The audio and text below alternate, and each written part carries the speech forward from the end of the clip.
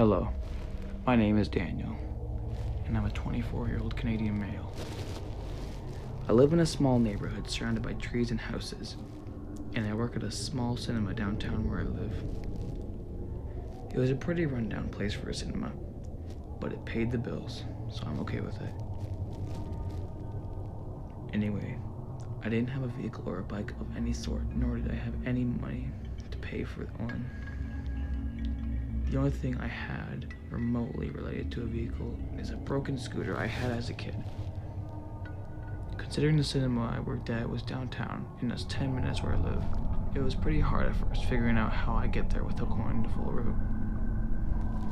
Yes, I was pretty lazy back then.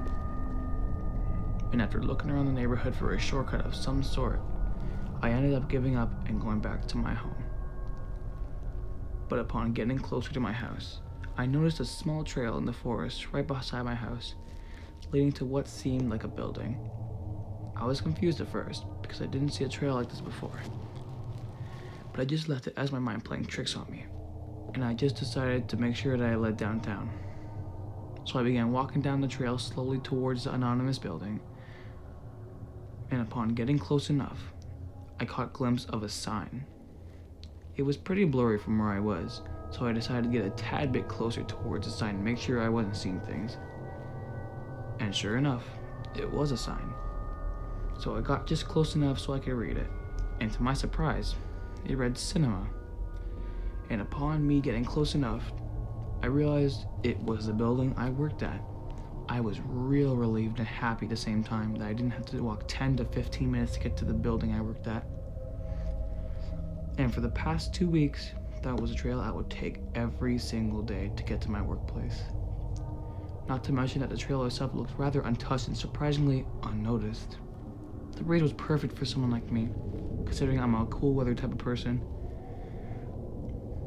But one day, I went to my workplace and was doing my normal things before I noticed a small crowd of people talking about something that I couldn't hear that clearly. I purposely went closer to them, but making it seem as if I was working so I could hear them. The conversation went as such. Oh. Hey, do you remember that trail across the street from here? Oh, that really nice one no one wants to cross? Yeah, that one. What about it? I was told by someone that the trail has a pretty hard to say history.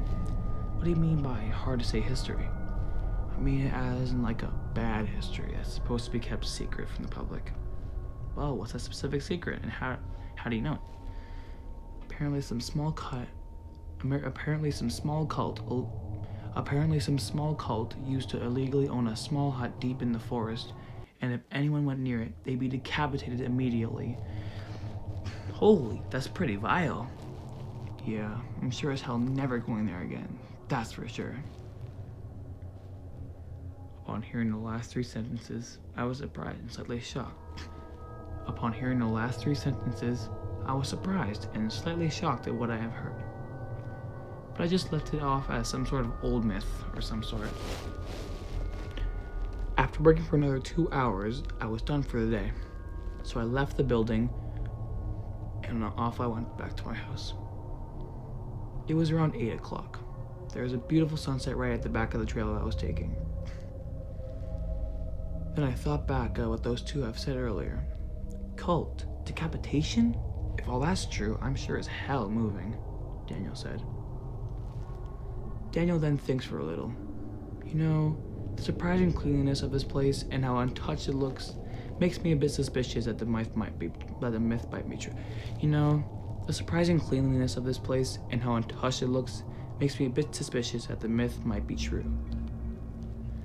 Upon saying that, the sun fully set and it was dark now. But oddly enough, the trees had a simple dim glow effect to them. But upon saying that, the sun fully set and it was dark now. But oddly enough, the trees had a simple dim glow effect to them, like if the sun illuminated its rays off of it. Strange, it's never happened before. Daniel tried his best to ignore the trees and continue on his way back to his house. 10 minutes later, Daniel started to feel uncomfortable, as if someone was watching him from a distance. So he stopped in his tracks and looked around for a bit. No one anywhere. Even with the dim brightness of the trees, he couldn't see anyone.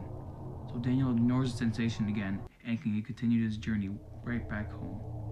But oddly enough, he wasn't even any closer, though he walked for 7 whole minutes. I don't know. He was pretty weirded out by that and stopped in his tracks once again, now feeling paranoid. That's when he heard something that almost made him run off by now. He heard a stick crunch along with footsteps getting farther away from the crunch stick. Daniel stopped and looked in the direction the sound came from. Hello? Daniel yelled. Is anyone there? Show yourself. No answer. Daniel, being the brave one out of all of his friends, went towards the source of the noise to investigate. He got closer and closer to the source, trying to be as quiet as he could along the way. When he eventually found the stick, his heart raced a little. What he saw was a stick snapped in two, along with footsteps leading to a small hut about 50 feet away from him. It was a quiet little hut, and it looked to have been untouched for years. Daniel again calls out towards the hut. Hello, is anyone in there? I'm not gonna hurt anyone. Daniel yelled towards the hut. Just then, he heard a bit of shuffling coming from the hut, along with faint whispering. Daniel couldn't make out what they were saying, but he assumed it was some sort of ritual, so he began backing up, freaked out by now. Daniel's heart was racing by now. He wished he had never went towards it in the first place. Before he could finish speaking to himself, he could hear the whispers getting a slight bit louder. And then what he heard next nearly made him have a heart attack. The last thing he heard from that hut was a loud and blood-curdling scream. Immediately after, Daniel ran as fast as he could back to the trail, breathing heavily now. Just then, he could hear the hut doors opening loudly as he heard loud footsteps clearly coming towards him at a fast pace. That made Daniel run faster and faster now, as he could hear the faint growls of the unknown people running behind him. But something out of this made him happy. He could see the trail right in front of him now, so he ran right towards the trail, and when he was right on the trail, he turned and speed ran right towards his house. The cult members stopped chasing him, which made Daniel super relieved. But the next noise he heard made him regret ever going to that shack to begin with.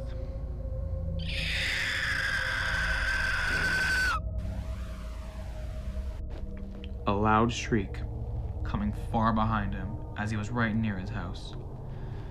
But upon getting to his house, he locked the door and jumped right into his bed, hoping to sleep it through.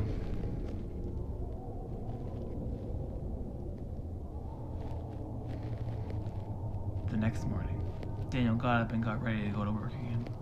But this time, he normally walked to his workplace instead of going through that trail. And ever since that incident, Daniel was always scared to walk home. But luckily for him, Daniel ended up moving out of that house due to that night. But ever since that incident, Daniel asked himself 3 questions. Who were those people? Who was the person that screamed? And most importantly, what was that shriek? That godforsaken shriek. But that's probably for the best to be unanswered for now.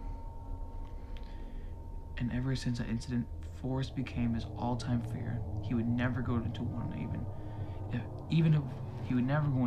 even if someone forced him to. But I've never told anyone that made me go into the forest for fishing or anything about that incident. And I really hope that no one ever goes through the same experience that I did. But the thing that scares me the most about the whole thing is that the cult is actually real and it could release themselves into the town as they please. And no one would know